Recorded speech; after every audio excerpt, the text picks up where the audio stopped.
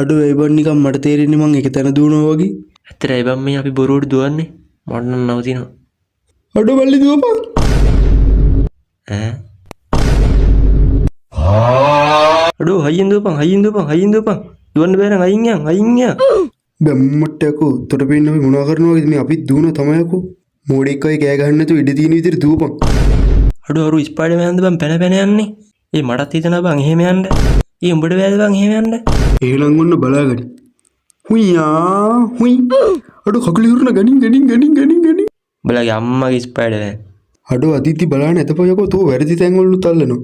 කටවහගෙන ඉඳහන් යකෝ වැරදි තැන් තියා උඹ ඉඳපු තැනක්වත් හොයාගන්න නැති ඒ තව ටිකක් කළා යත්.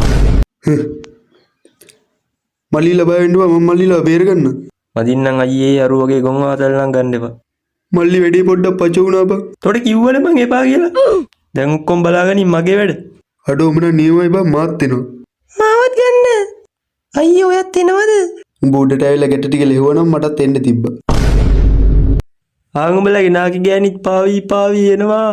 මට කොහෙද බං ආච්චි කෙනෙක් ඉඳි? අයියෝ බලහංගු ජනේලට ලා බොහොම අරුවෙන් එල්ලිලා ඉද්දි නාකි පඩංගුවක් කර ගහගෙන යනවනේ. දැන් ඉතින් දුවහන් කකුල් දෙකට වැඳ වේග යනවා උස්සගෙන.